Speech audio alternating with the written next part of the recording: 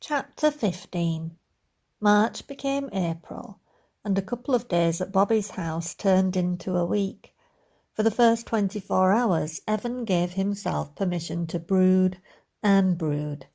He scribbled Bobby an IOU for £200, and like the emotional newborn he was, he drank himself silly to cope with the barrage of feelings. The next day, when he finally surfaced, he made use of Bobby's computer and started hammering out his frustrations the best way he knew how. He began writing. For 5 days straight, Evan wrote about the month he'd spent in Brigley Prior. He wrote the story of how Gavin, the feckless writer, unwittingly fell in love with Iris, and the more Evan wrote, the more he realised he wasn't just writing romance, he was actually, God help him, writing chick-lit. Well, chick-lit with more sex than usual. He didn't intend to surrender his balls entirely. The story was all Iris. She was strong and kind, brave and beautiful, but in a realistically imperfect way. Most of all, she was utterly Flora, almost word for word. It seemed wrong to try and put other words into Iris's mouth. If he'd already lost his chance, Evan decided he might as well write the story just as it was. If she was self-conscious about it later, she was wrong, because she would come across superbly. Evan struggled more with Gavin's character, because his current orgy of self-loathing demanded he craft the man as a real prick, but he also needed women to like him, and they had to root for him to get the girl. He worked through this by putting Gavin in situations where he failed outlandishly. A little exaggeration added to his recent adventures, and it seemed to be gelling. After long days of solid writing and very little sleep, he was maybe 3 chapters shy of the finale. As he wrote and the story unfolded, Evan's author brain had a useful side effect. An idea for the conclusion might work for both real life and fiction. His plan would need some help, and he would have to beg favours of people who didn't owe him. But if it worked, then he had his ending, and if it didn't, well, it just had to, because what was a romance with no happy ever after? As far as Flora was concerned, hell might as well be named Brigley Hall. As lavish and beautiful as it wasn't big enough to escape the soul-sucking pall cast by Lady Jemima. Despite still feeling pretty rough the day after her release from hospital, she was put straight to work. Lucy the kennel maid had called in sick, so she'd been instructed to bath all 6 show dogs. This wouldn't have been so bad, but Jemima insisted on watching her work and endlessly critiquing. Scissors poised, Flora nearly scalped the top knot off poor champion Jemily's dandyfluff, because Jay crept up without warning and scared the shit out of her. After Lady J's panicked shriek, Flora dropped the shears, narrowly missing Jemima's open-toed Louboutins. Thank heaven for Siobhan, who seemed to work purposely longer hours, solely to act as a buffer. When Jemima tried to wind her up with snide innuendos, Siobhan was there to distract her. She came up with errands she needed Flora to run, to give her chance to get a break, and snuck in a glass of wine and a box of tissues when she found Flora crying in the new outdoor kennel. The timber-framed shed had arrived on a same-day delivery before she was even out of the hospital. Fillmore, Riley, and the rescue poodles were barely allowed out of it. Flora, try not to get upset. I'm trying to find a rental house for you. It's just a bit tricky finding one that will take so many dogs. Hopefully you won't have to be here too much longer, and Lucy should be back tomorrow or the next day. Flora snivelled loudly and wiped her nose with another tissue. It's not just this. She gestured to the timber walls of the dog pen. I miss Evan. I'm so angry I could probably self-power a cordless clipper. You can still go see him. I think I know where he is. Flora scowled. Did you not just hear me? I'm furious with him, with myself too, because this is not me. I'm all about getting on with it, which means I'm supposed to be okay on my own 2 feet. Instead, look at me, blubbering all the time and letting Lady Jemima walk all over me. No, you're not. In fact, I know Jay is seriously pissed that you seem to be coping. Until now, you kept up a really good front. Siobhan, I am an epic failure. I want to go home and cry in my sister's spare room. Except it's not a spare room anymore, it's a nursery. I've nowhere to go, and even if I did, I can't abandon the rescue dogs. And now listen to me. Flora yanked at her short hair. I'm reduced to whining pathetically. Well, yes, you are, but I think you've earned the right to be a bit whiny. Did you call Freya, let her know what happened? No, I don't want her to worry. If she knew what was going on, she'd probably drag me back to Ripon, and I'm not going to impose that on her. Besides, I need to keep my job. Don't you think, Ev? No, Siobhan, I don't think anything about Evan. In fact, stop saying his name. Flora, you can't keep spending the night in this kennel when there's a perfectly good bed indoors. You're exhausted, which isn't helping this funk you've got yourself into. I'm not leaving my dogs alone out here so they can be picked off by Gabriel Smith when he's finally got the balls to show his face again. He's probably nearby, just waiting for an opportunity. Siobhan looked uncomfortable. What, Siobhan? Have you seen him? Flora's voice rose in a panic. No, nothing like that. But there's been a few withheld numbers, a few calls I picked up where there's just been breathing on the line. It may not be him. Flora gave a perfectly sarcastic brow waggle to show how little she believed that statement. I rest my case. He'll wait until we drop our guard, and then something else will happen. That's why me and my borrowed cricket bat from Terry the Butcher are sleeping out here until further notice. Siobhan's mobile rang, preventing her from trying to change Flora's mind. Hello, how may I assist you? Flora shook her head and pulled a grimace at Siobhan. She stood and grabbed a slicker brush and began grooming Parsley, who was going to a new home tomorrow. The last thing she needed was to be reminded of stupid male escorts and the scheming women paying for their time. Siobhan turned her back and stepped to the other end of the kennel. How are you? I'd been hoping you'd call. Well, no, not really. Yes, I suppose I could do that. When were you thinking? Are you sure you don't want to speak to Siobhan? Flora shouted. If that's Evan you're speaking to, you tell him whatever he's up to, he'd better forget about it. She simply smiled as she listened to her end of the conversation. And he says, if that's you shouting, Flora, he loves you, and you can forget about him forgetting about it. That willy-wandering bastard needs to stop saying I love you, Flora muttered. He says he heard that. Hear this, Flora yelled, and blew an enormous, very wet raspberry.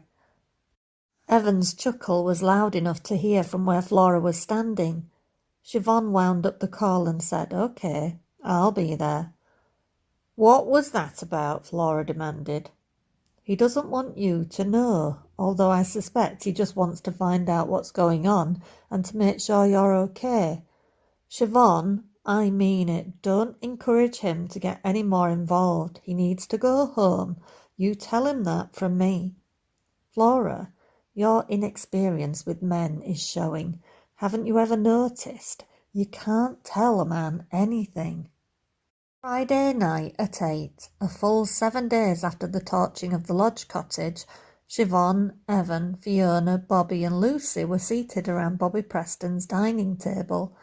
Lucy was the surprise last-minute addition, recruited when Siobhan telephoned that morning to find out why she wasn't back at work, and discovered that Gabriel Smith had been terrorising the teenager. He'd begun popping up while she was in the yard and making increasingly nasty propositions. Being young and scared of making waves with Jemima, she chose to call in sick, and when the lodge burned down and everybody said Smith was responsible, it was the final straw. She'd been offered some casual work at the vet's and leapt at the opportunity. Siobhan had convinced her not to resign just yet and invited her along to the meeting. Lucy, who was no fan of Lady J, had seemed much cheerier when it was suggested that if she had to lose her job anyway, she might as well enjoy a little payback at the same time. The band of co-conspirators had been debating the plan for the last hour and a half and had so far consumed a considerable amount of wine and much of the contents of Bobby's fridge. Fiona seemed the most nervous, which was a bit disconcerting because Evan had hoped she'd be the most open-minded. But asking a veterinary nurse to steal pharmaceutical drugs probably did warrant a little anxiety. After she'd given it some thought, she finally agreed. I suppose I could say we were having fireworks for Bobby's birthday and that I needed them for Monty. Who's Monty? Evan asked. He's my Great Dane. That means you're going to have to split the dosage because you don't want to kill them by accident. I'll check the weight and give you a guesstimate of how much to give them. I just hope Mr. Bryant doesn't question why I need more than one tablet. He's usually pretty good and lets me have what I want, but if I can only get a few tablets, I'm not sure how effective it will be divided by 6. If it doesn't knock them out, as long as it keeps them reasonably quiet and docile, Evan reassured her. Hang on a minute, Bobby complained. It's not my birthday for 4 months. Look, Bobby, I'm already lying about why I need this stuff. Monty would sleep through a riot in the 7th circle of hell, as you well know. Mr. Bryant knows when my birthday is, and I doubt he knows yours, so that makes you the scapegoat. Evan smiled at Bobby's long-suffering expression. The young police officer was quickly growing on him. Do you understand your part in this, Siobhan? Can we first agree that I seem to have parts plural? If anybody's keeping minutes, I'd like that noting. She sighed and counted off the points on her fingers. Firstly, tomorrow morning I have to convince Flora to move into my house with all of her dogs. How the hell that will work, even for a few hours, I don't know. I then have to make sure Lucy can go about her part unhindered, which means keeping Jay occupied. I also need to guarantee that later on, Jemima sleeps sounder than Garfield after 2 pans of lasagna. But why do I have to get her drunk? Couldn't I just give her one of Monty's tablets? Too risky, Evan responded. I'd love to go one further and shoot her with a tranquilizer dart, but she probably weighs less than one of her frou-frou pooches. Knowing my luck, we'd probably kill her. So let's stick to getting her merry enough that by midnight she'll be oblivious. Then just lock the door and get yourself out of the way. We have to smash the glass or it won't seem like a robbery. Bobby chimed in. But how are you going to convince Flora to be elsewhere? Won't she dig her heels in? Flora is exhausted and completely pissed off. I'm hoping she'll leap at the chance to move out of Brigley Hall, and inviting the dogs along is the only way she'll fall for it, Siobhan answered. Why not bring her in on all of this? Bobby insisted. Evan fielded this one. Because she doesn't want me involved. She thinks she has to deal with everything herself, and I'm not willing to give Smith another chance to hurt her. Flora not being party to the plan, and her reactions to that, will help sell the charade to Jemima. Siobhan snorted but didn't say anything. She thought the best thing would be for Flora to catch Evan in the act. At least then she'd have to talk to him. You sure you're up for doing this, Bobby? It's asking a lot. You could be risking your job. Evan felt slightly guilty about asking for his help. I have to admit I'm a bit dubious. I've never tweaked the limits of the law, but I saw what it did to Fiona when they found that dog by the roadside. She cried all night when they had to cut his leg off. He gave Evan a slightly embarrassed look. I'm not even that much of an animal lover, and it still really got to me. And then there are the other things he's done to humans and animals, which we'll never get him for. I think he's taken the piss for long enough. He very nearly killed Flora, so as long as you don't get me caught, I'll be okay. Don't worry, Bobby, Siobhan grinned. Seeing as you're buff, if you get caught, you can always come work for me. I can already picture you on the website with those big brown eyes and granite profile. It would be even better if you could hang on to the uniform. Siobhan was half joking, but there were also pound signs flashing in her mossy green eyes. Hey, get knotted, Siobhan, Fiona sputtered, spraying wine out of her mouth onto the tablecloth. Right. Evan attempted to bring the business portion of the evening to a close. Is it a go for tomorrow night? Then we've got all day Sunday to hope she makes contact. And there's the rub, Bobby sighed. What the hell are we going to do if she doesn't know where Smith is? Providing we don't wind up arrested, Worst case scenario is we get stuck with a bunch of poodles. Evan couldn't help a small smile. Don't worry, I have a contact at the local rescue. She'll help us find them excellent new homes. Are you sure about this? Flora asked dubiously. Siobhan stood her ground. I'm insisting, because you're going to make yourself ill if you don't take a step back. There's nothing to worry about. Lucy is working until 9, and I'm going to stay a while longer and make sure Jemima's dogs get their last run out. They'll be completely safe. Siobhan crossed her fingers behind her back and asked Fate not to strike her down where she stood. It does sound nice, I must admit. Yep, there's a bottle of wine and a pizza with your name on it. The TV all to yourself for a few hours and no Lady J. That's worth it all on its own. Flora couldn't argue. Okay, I give in. It's just a lot of upheaval, but I would like a break, thank you. It's my pleasure. Siobhan mentally crossed one item off her list. The plan was a go. Initially, everything went like clockwork. On Saturday evening, Lucy finished her chores, and before leaving at 9, she sneakily slipped Jemima's very happy poodles a small dose of Monty's sedative. Siobhan, meanwhile, distracted Jay with a pre-dinner martini and dutifully topped up her wine during an unappetising meal of steamed chicken and broccoli. As the evening progressed, her cousin kept looking at her until she finally couldn't hold her tongue. Why the fuck are you still here? Your sour face is enough to give me a migraine. Siobhan gave a tight smile. Just want to make sure things are in hand before I leave. With Flora moving out, you never know who might start hanging around. She couldn't resist poking the bear. Or do you know? Ha! As if you give a damn, Jemima waved a fork at her. You'd be quite happy for Gabriel to murder me in my bed. Siobhan casually tilted the bottle into Jemima's glass. I wouldn't go that far. A little grievous bodily harm would be just as satisfying. You really are an ungrateful cow. Jemima glugged down another mouthful of Pinot Grigio. I know. I think my grateful ran out about 5 minutes after you hired me. A kind of revelatory laugh escaped Siobhan. It's funny, Jay.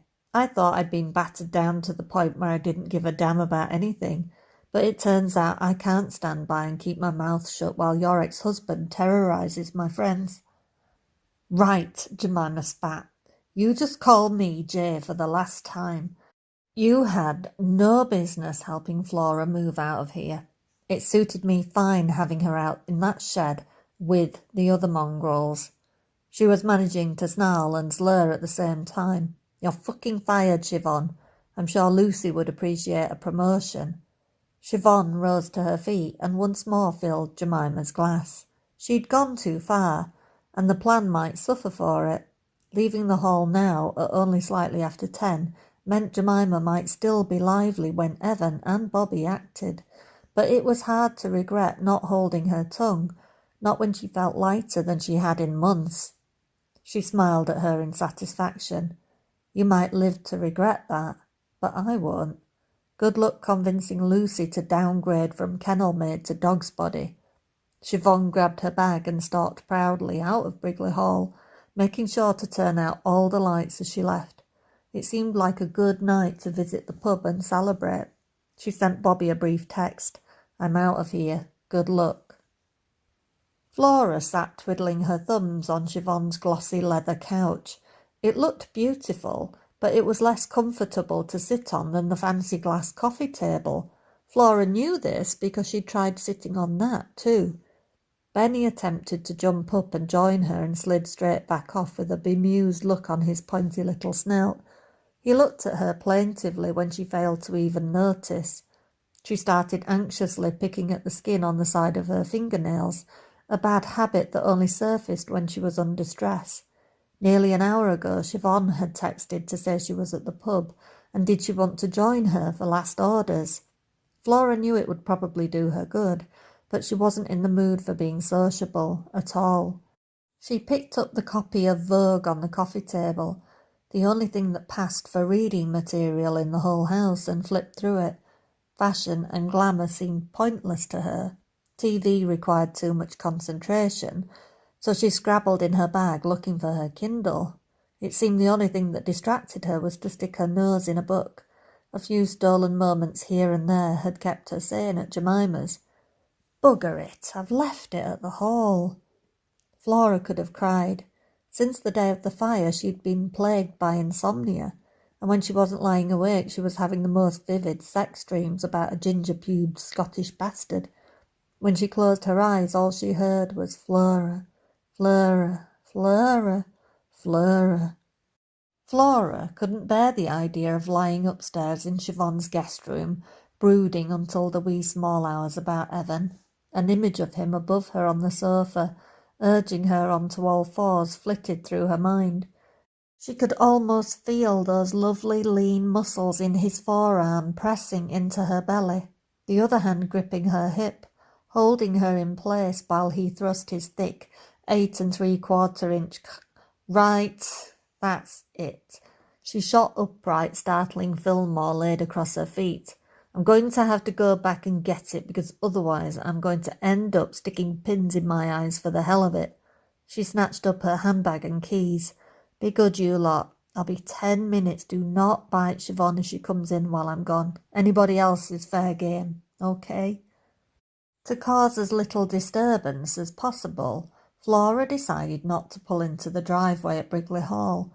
Instead, she drove past the entrance and turned into the cut-through onto the fens. Quietly shutting her door and walking back up the drive, she crept around the front side of the property, treading as stealthily as she could, and going all the way to the back door, or the tradesman's entrance, as Jemima revoltingly called it.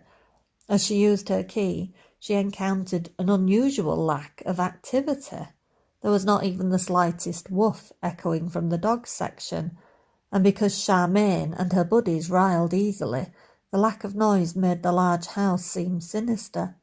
Flora found herself debating how much she needed that device. As she stood there, dithering with just a chink of light from a distant room, she became aware of a droning noise from the opposite side of the house. Should I stay or should I go? Played through her mind.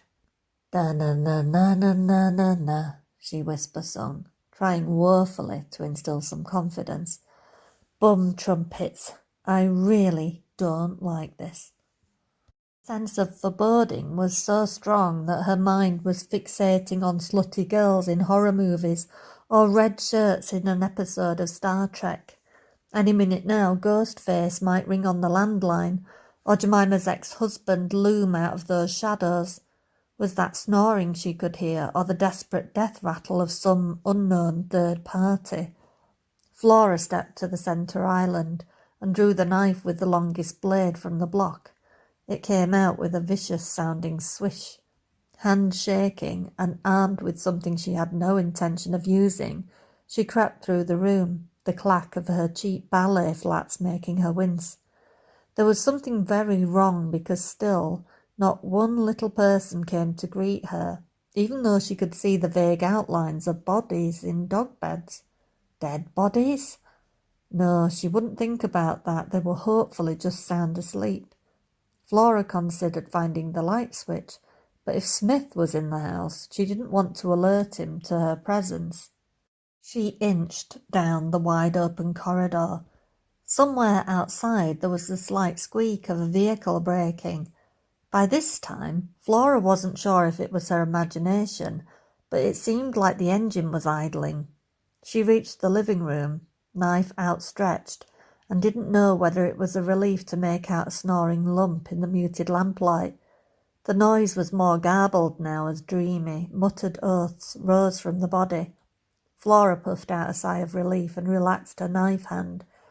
She'd know that voice anywhere. It was just Jay, passed out on the sofa. She clicked on a second lamp and wrinkled her nose at the sour smell that washed past her nostrils. Jesus, Jemima had been giving it some welly. Not only that, she'd been sick on her clothes and gone straight back to sleep. Ooh, disgusting, Flora muttered, wondering if she dare use her mobile phone to snap a picture. Jemima Shitty Pants Smith, As much as I'd like to leave you to choke on your own vomit, I need my wage more." She pulled Jay upright and shook her gently, feeling somewhat pleased when that didn't work because theoretically that made it necessary to smack her about the face. She gave her a couple of decent taps and smirked when Jemima simply mumbled and slumped over backwards. Flora was still busy trying to shift her out of the vomit when there was the sound of a window pane smashing gently. The quiet tinkle of glass and muffled voices practically electrocuted her into action, and bent over with her boss in her arms, she dropped her like an accidentally handheld dog turd. The disturbance came from the French windows in the dining area, and it gave Flora a spark of courage to know she was dealing with people too thick to try the unlocked back door first. Righteous outrage gave the tiny flame wings, and she snatched up the knife, this time with relish. As a backup, she unplugged the lamp and decided the hefty marble base would make a fabulous secondary weapon. The sound of squeaky, soft-soled shoes sounded in the dog room. It had to be him. Gabriel Smith was taking the dogs, so why the hell were they still not barking? Flora gave a menacing battle cry and pounded through the hall, skidding onto the marble tiles and colliding with one of the hammock-style dog beds. 2 torch beams flickered in the dark, revealing a tall figure standing outside the house, a bulging sack on his back. A second, even broader person knelt down as he scooped 2 listless dogs out of their bedding. There was a similar bag laid out ready to accommodate them. She kicked the dog bed off the end of her foot and let her fury at the situation rip. "Ah, you rotten bastards! What are you doing to them?" Flora bellowed, startling the second man into falling backwards off his haunches. She hurled the lamp, its weight making it an inaccurate missile, which was lucky for a balaclava-clad Evan who ducked, shoved his captives into his swag bag and spun towards her. The thunk of marble cracking the floor tiles reverberated around the room. Flora waved the knife at him. She was scared out of her mind. This guy wasn't Smith. He wasn't some fat old bastard she might stand a chance with. This bugger was a big, muscled thug of a man. Evan fainted to her right, and she matched him, her hand outstretched, the knife shaking perilously. "You're not getting out of here with those dogs." Despite the quiver in her voice, she sounded pretty damn convincing to Evan.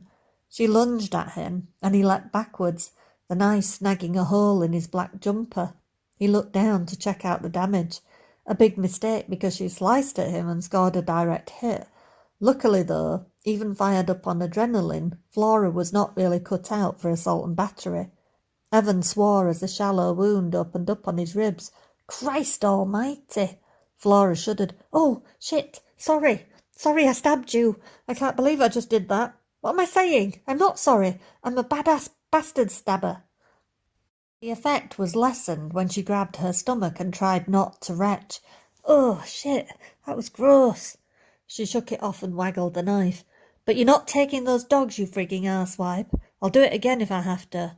Maybe it gets easier the second time around." She jabbed again in his direction, making him leap in the air. Evan held his palms up, one hand still capturing the neck of the sack. He growled, remembering to use his London accent. "Put that down. You don't know what you're doing." Flora swapped the knife from hand to hand like she'd seen in the movies, hoping to scare the crap out of him with her dexterity. "I frigging disagree. It goes like this. I stab, you bleed." She was just getting into it when a pair of hands grabbed her wrist from behind and Flora screamed. Enough pressure was exerted to make her drop her grip on the knife and it clanged on the floor. She was shoved towards the wounded attacker as he tossed the sack to his accomplice and caught her in his arms. "Take them and go. Get out of here." "But," the second man said. "Go. Drive away now before anything else happens." "What are you going to do?" "Stick to the plan. After all, it's going so well," he muttered sarcastically.